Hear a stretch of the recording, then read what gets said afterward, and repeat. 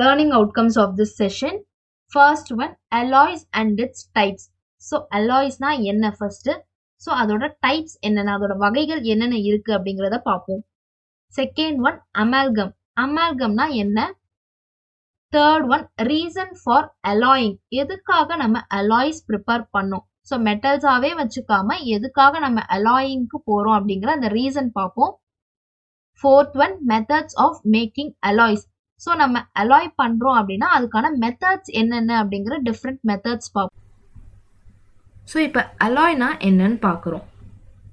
So alloy is a homogeneous mixture of two or more metals or of one or more metals with certain non-metallic elements. அப்போ alloysனா என்னன்னு சொல்றாங்கன்னா it is a homogeneous mixture. மிக்சர்னாலே ஒரு கலவை. So homogeneous மிக்சர்னா same amount of ரெண்டு compounds எடுத்து mix பண்ணுறாங்க. Homogeneous mixture of two or more metals. அந்த ரெண்டு காம்பவுண்ட்ஸ்ன்றது ரெண்டுமே மெட்டல்ஸாக இருக்குது. ஒன்று ரெண்டுமே மெட்டல்ஸாக இருக்கலாம், அப்படி இல்லைனா one or more metal with certain non metallic elements. ஒன்று மெட்டலாகவும் இன்னொன்று நான் மெட்டாலிக் எலமெண்ட்டாகவும் இருக்கலாம். ஸோ ஏதோ ஒரு மிக்சர் ரெண்டு இது சேர்க்குறாங்க, ரெண்டுமே மெட்டலாக இருக்கலாம், இல்லைனா ஒன்று மெட்டலாகவும் இன்னொன்று நான் மெட்டலாகவும் இருக்கலாம். அப்படி ஒரு காம்பவுண்ட் ப்ரிப்பேர் பண்ணுனா அதை தான் நம்ம அலாய் அப்படின்னு சொல்கிறோம். ஸோ அதுக்கு ஒரு எக்ஸாம்பிள் பார்த்தோம்னா Fe, அதாவது நம்மளோட அயன். அயன் வந்து மெட்டல், அதை வந்து கார்பன் வந்து நான் மெட்டல். ஸோ நம்ம சேர்த்தோம்னா எனக்கு என்ன ப்ராடக்ட் கிடைக்குது அப்படின்னு பார்த்தா ஸ்டீல். ஸ்டீலுங்கிறது ஒரு alloy. It is a homogeneous mixer. So properties of alloys are often different from those of its components. So இதில் என்ன சொல்கிறாங்கன்னா அலாய்ன்றது ஒரு ரெண்டு ப்ராடக்டை மிக்ஸ் பண்ணி நமக்கு கிடைக்கக்கூடிய ஒரு விஷயம்தான். அப்போ இந்த அயனுக்கு ஒரு ப்ராப்பர்ட்டி, ஒரு தன்மை இருக்கும், இந்த கார்பனுக்கு ஒரு தன்மை இருக்கும். அப்போ அது ரெண்டுமே சேரும் போது எனக்கு ஸ்டீலாக கிடைக்குது. அப்போ இது வந்து அயனுக்குரிய தன்மையும் இருக்காது, கார்பனுக்குரிய தன்மையும் தனியாக இருக்காது. ரெண்டுமே மிக்ஸ் ஆகி அதுக்குன்னு ஒரு தனித்தன்மை தான் இருக்கும். அதுதான் இங்கே என்ன சொல்கிறாங்க, properties of alloys are often different from those of its components. காம்போனன்ட்ஸ்னால் அயனுன்றது ஒரு காம்போனன்ட், கார்பனுங்கிறது ஒரு காம்போனன்ட். ஸோ இப்போ கோல்டு எடுத்துக்கிறோம். இந்த கோல்டு பியோர் கோல்டு எடுத்துக்கிட்டோம்னா அது வந்து ரொம்ப சாஃப்டாக இருக்கும் யூஸ் பண்ணுறதுக்கு. ஸோ அப்போ அதில் என்ன பண்ணுறோம், நம்ம மிக்ஸ் பண்ணலாம். வேறு ஏதாச்சும் ஒரு மெட்டல்ஸையோ நான் மெட்டல்ஸையோ நம்ம மிக்ஸ் பண்ணி யூஸ் பண்ணலாம். அதுதான் என்ன சொல்கிறாங்க, addition of small percentage of copper and silver enhances its strength and utility. அதுவே வந்து நம்ம பியோர் கோல்டு வந்து ரொம்ப சாஃப்டாக இருக்குது, அதில் காப்பரையோ சில்வரையோ நம்ம மிக்ஸ் பண்ணோம் அப்படின்னா அதோட ஸ்ட்ரென்த் இன்னும் நல்லா இருக்கும் அப்படின்னு சொல்கிறாங்க. ஸோ நமக்கு இது வந்து 24 கேரட் கோல்டு, நம்ம எதுவுமே அதில் ஆட் பண்ணலை. So pure state of gold இது. அதுவே 18 கேரட் கோல்டுனா 24 கேரட்டில் 18 கேரட் தான் கோல்டு இருக்குது, மிச்சம் பாக்கி இருக்கிறது எல்லாமே வந்து நம்ம அதர் மெட்டல்ஸ் ஆட் பண்ணியிருக்கோம். நெக்ஸ்ட்டு 14 கேரட் கோல்டில் 14 கேரட் தான் வந்து நமக்கு கோல்டு, பியோர் கோல்டு இருக்குது. மிச்சம் பாக்கி இருக்கிற 10 கேரட்ஸ்க்கு வந்து நம்ம அதர் மெட்டல்ஸ் தான் ஆட் பண்ணியிருப்போம்.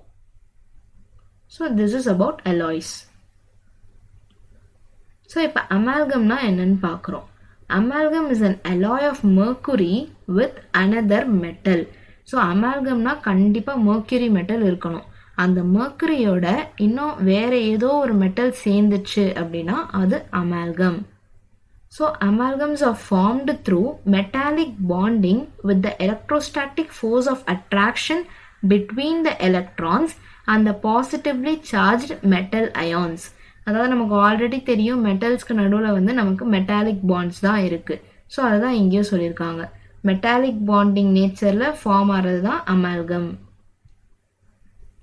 So Hg do not form amalgam with Fe, iron, cobalt, nickel and platinum.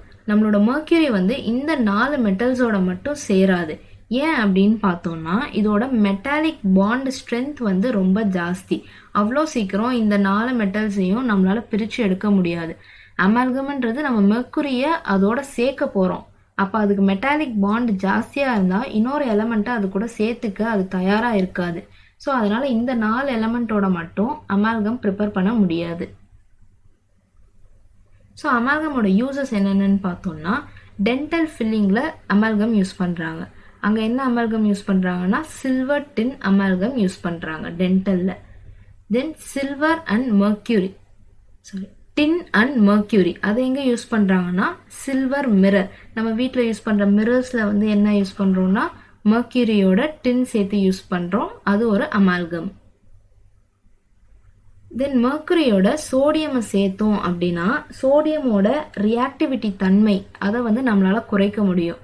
So ஒரு மர்க்யூரியோட நம்ம என்ன சேர்த்தாலும் அது ஒரு அமால்கம் தான். ஸோ அதை வேரியஸ் பர்பஸ்க்காக நம்ம ஆட் பண்ணுறோம். அதே மாதிரி மர்க்யூரியோட கோல்டை சேர்த்தோம் அப்படின்னா பியூரிஃபிகேஷன் ஆர் ரிஃபைனிங் ஆஃப் கோல்டை சுத்தம் பண்ணுற ப்ராசஸில் நமக்கு வந்து மர்க்யூரி ஆட் பண்ணிக்கிட்டோம் அப்படின்னா அது வந்து இன்னும் கொஞ்சம் ஈஸியாக இருக்கும். ஸோ அமால்கம்ஸோட யூசஸும் இந்த மாதிரி நிறையா இருக்குது. So reasons for alloying. So அலாய்னா என்னன்னு பார்த்துட்டோம். ஒரு மெட்டலோட இன்னொரு மெட்டலோ இல்லை இன்னொரு நான் மெட்டலோ ஆட் ஆச்சுன்னா அது வந்து அலாயிங். ஸோ எதுக்காக நம்ம அலாய் யூஸ் பண்ணுறோம் அப்படின்னா to modify appearance and colour. இப்போ வந்து எனக்கு இந்த கலர் வேண்டாம், எனக்கு இந்த கலர் தான் வேணும் அப்படின்ட்டு நான் ஒரு டிசைர்ட் கலர் எனக்கு வேணும் அப்படின்னா அதுக்கு ஏற்ற மாதிரி மெட்டல்ஸை நான் வந்து இன்னொரு மெட்டல்ஸோட ஆட் பண்ணுவேன். So to modify chemical activity. அந்த கெமிக்கல் ரியாக்டிவிட்டி வந்து எனக்கு இவ்வளோ ஃபாஸ்ட்டாக இருக்கக்கூடாது, இந்த மெட்டல் வந்து இதோட இவ்வளோ தான் ரியாக்ட் ஆகணும் அப்படின்னா எது வேணுமோ நமக்கு என்ன தேவையோ அதுக்கேற்ற மாதிரியான மெட்டல்ஸையோ நான் மெட்டல்ஸையோ ஆட் பண்ணிக்கிறது. So to lower the melting point, to increase hardness and tensile strength. So இப்போ ஏரோப்ளேன் பார்ட்ஸ்லாம் பார்த்தோம்னா வந்து அதுக்கு நமக்கு என்ன ஸ்ட்ரென்த்துக்கு ஏற்ற மாதிரி என்ன மெட்டல்ஸோட எதெல்லாம் ஆட் பண்ணலாமோ அப்படி ஆட் பண்ணி யூஸ் பண்ணிக்கலாம். So to increase resistance of electricity. So methods of making alloys. இந்த அலாய்ஸை எப்படிலாம் நம்ம தயாரிக்கலாம் அப்படின்னு பார்த்தோம்னா by fusing the metals together. ஃபியூசிங்னா ரெண்டுத்தையும் ஒன்று சேர்க்கறது.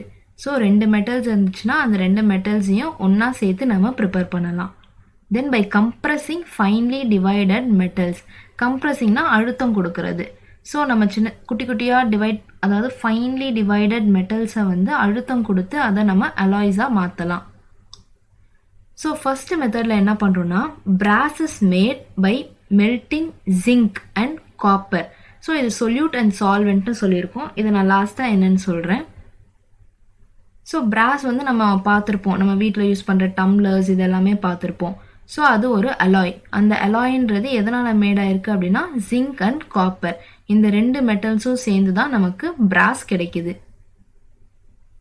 ஸோ வந்து இது எப்படி அப்படின்னு பார்த்தோம்னா ஒரு க்ரூசிபிள் எடுத்துக்கிறோம். அந்த க்ரூசிபிளில் ஹை மெல்டிங் பாயிண்ட் இருக்கக்கூடிய மெட்டலை ஃபஸ்ட்டு போட்டு அதை வந்து நம்ம ஃபியூஸ் பண்ண ஆரம்பிக்கிறோம். நெக்ஸ்ட்டு வந்து லோ மெல்டிங் பாயிண்ட் இருக்கக்கூடிய மெட்டலை அதில் ஆட் பண்ணுறோம். நமக்கு ஹோமோஜீனியஸ் மிக்சர் கிடைக்கிறதுக்காக இந்த கிராஃபைட் ராடை வச்சு அதை ஸ்டிர் பண்ணிக்கிட்டே இருக்கோம். அதில் நமக்கு ஆக்சிடேஷன் நடக்காமல் இருக்கணும். ஸோ அதுக்காகவும் நம்ம ஸ்டிர் பண்ணுறோம். ஸ்டிர் பண்ணும்போது நமக்கு அலாய் மிக்சர் கிடைக்குது. தென் கம்ப்ரெசிங் மெத்தடில் பார்த்தோம்னா உட் மெட்டலை எக்ஸாம்பிளாக எடுக்கிறோம். And alloy of lead, tin, bismuth and cadmium powder is a fusible alloy.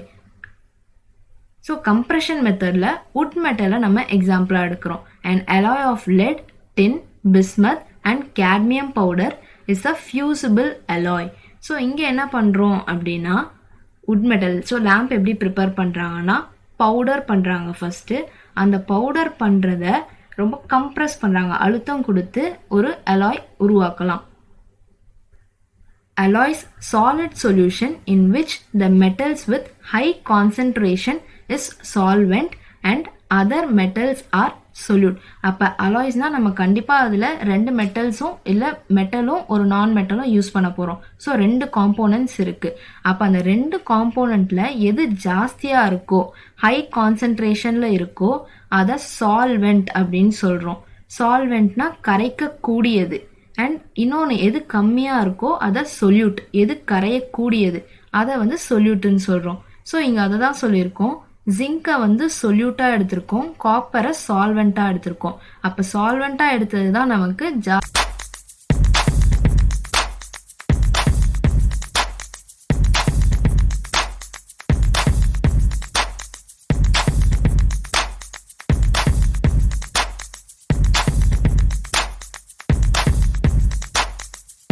அமௌண்ட்டில் இருக்குது. Next types of alloys. அலாய்ஸ்லேயே வந்து டிஃப்ரெண்ட் டைப்ஸ் இருக்குது. அது என்னன்னு பார்த்தோம்னா ஃபெரஸ் அலாய்ஸ். ஃபெரஸ் அலாய்ஸ்னா contain iron as a major element. எந்த ஒரு அலாயில் அயன் கண்டென்ட் ஜாஸ்தியாக இருக்கோ அது ferrous alloys. So non ferrous alloys அதுக்கு அப்படியே opposite, do not contain iron as a major component. So இதை எப்படி கிளாஸிஃபை பண்ணுறாங்க, அதுக்கான எக்ஸாம்பிள்ஸ் பார்த்தோம்னா ஃபெரஸ் அலாய்ஸ்க்கான எக்ஸாம்பிள் அயன் அலாய்ஸ். ஃபெரஸ்னா அயன் இருக்கக்கூடிய ஒரு காம்போனன்ட், ஸோ அயன் அலாய்ஸ். அதை எப்படி நேம் பண்ணுறாங்கன்னா ஸ்டெயின்லெஸ் ஸ்டீல். ஸ்டெயின்லெஸ் ஸ்டீலில் என்னென்ன மெட்டல்ஸ் நமக்கு சேர்ந்துருக்கு அப்படின்னா metals and non metals, iron இருக்குது, கார்பன் இருக்குது, நிக்கல் இருக்குது, குரோமியம் இருக்குது. ஸோ இது 4ம் சேர்ந்துச்சு அப்படின்னா அதுக்கு பேர் ஸ்டெயின்லெஸ் ஸ்டீல். ஸோ இதை எங்கெல்லாம் யூஸ் பண்ணுறாங்கன்னா யூட்டன்சில்ஸ், நம்மளோட வீட்டு உபயோக பாத்திரங்கள் அதிலெல்லாம் யூஸ் பண்ணலாம். தென் கட்லரினா இப்போ காய் நறுக்கிற அந்த அருவமனையெல்லாம் பார்த்துருப்போம் இல்லையா, ஸோ அதெல்லாமே ஸ்டெயின்லெஸ் ஸ்டீலில் இருக்கும். தென் ஆட்டோமொபைல் பார்ட்ஸ், ஸோ இங்கெல்லாம் வந்து இந்த ஸ்டெயின்லெஸ் ஸ்டீலை யூஸ் பண்ணலாம். Next nickel steel. நிக்கல் ஸ்டீல்னால் அதில் நமக்கு நிக்கல் வந்து மேஜர் கண்டென்ட்டில் இருக்கும். So iron, carbon, nickel. So இதை எங்கெங்கே யூஸ் பண்ணுறாங்க அப்படின்னா கேபிள் ஒயர்ஸில் யூஸ் பண்ணுறோம், ஏர்க்ராஃப்ட் பார்ட்ஸில் யூஸ் பண்ணுறோம். தென் ப்ரொப்பலர்ஸும் ஒரு ஏர்க்ராஃப்ட் ரீஜன் இதில் தான் சேரும். ஸோ இப்போ நான் ஃபெரஸ் அலாய்ஸ். இந்த நான் ஃபெரஸ் அலாய்ஸில் காப்பர் அலாய்ஸ். காப்பர் அலாய்ஸில் என்னென்ன யூஸ் பண்ணுறோம்னா பிராஸோட components copper and zinc. So அதை எங்கே யூஸ் பண்ணுறோம் அப்படின்னா electrical fittings, medal, decorative items and hardware. இப்போ மெடல் எல்லாம் நம்ம நிறையா பார்த்துருப்போம், இந்த பிராஸ் மெடல் வின் பண்ணியிருக்காங்க அப்படின்லாம் கேள்விப்பட்டிருப்போம். ஸோ இந்த மாதிரி பிராஸ் எங்கே யூஸ் பண்ணுறாங்கன்னா electrical fittings, medals, decorative items and hardwares. Then brass மெடலும் கேள்விப்பட்டிருப்போம், பிரான்ஸ் மெடல்ஸும் கேள்விப்பட்டிருப்போம். ஸோ பிரான்ஸ் வந்து என்ன காம்போனன்ட்னா காப்பரும் டின்னும் சேர்ந்துச்சு அப்படின்னா அந்த கலவையை தான் நம்ம பிரான்ஸ் அப்படின்னு சொல்கிறோம். ஸோ அது எங்கங்கன்னா statues, coins, bells, gongs, school bells எல்லாம் நம்ம பார்த்துருப்போம் இல்லையா, ஸோ அதெல்லாம் வந்து பிரான்ஸில் தான் உருவாயிருக்கும்.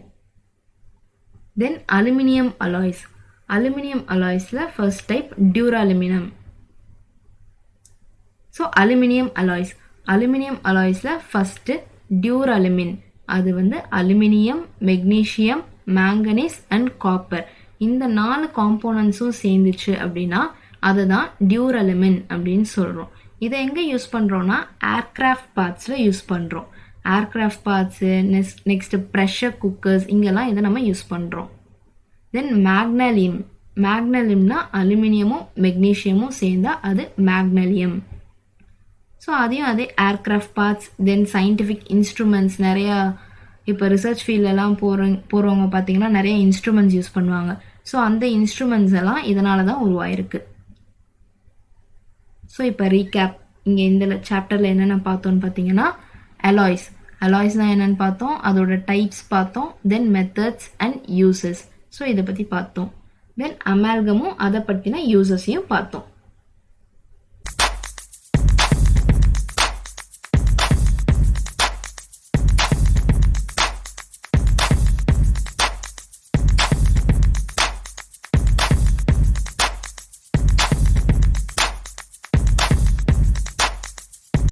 வாவ்! எல்லாம் நல்லா இருக்குங்க. ஆனா எப்படிங்க வாங்குறது நான் இத? அப்படின்னு கேக்குறீங்களா? ரொம்ப ஈஸிங்க. www.edu.kaikoru.com இல்ல வெப்சைட்ஸ்ல போயிட்டு கைகோர் எஜுகேஷன் அப்படின்னாலும் எங்க வெப்சைட் வந்துரும். அதுல ஈஸியா நீங்க பே பண்ணி வாங்கிக்கலாம். அது மட்டும் இல்லைங்க, அமேசான்லயும் இருக்கும். அமேசான் லிங்க் நாங்க வந்து இந்த வீடியோ டிஸ்கிரிப்ஷன்ல போடுறோம். அமேசான்ல போயிட்டு சமச்சீர் கல்வி கைகோர் எஜுகேஷன் டைப் பண்ணாலும் எங்களோட ப்ராடக்ட் வந்துரும்.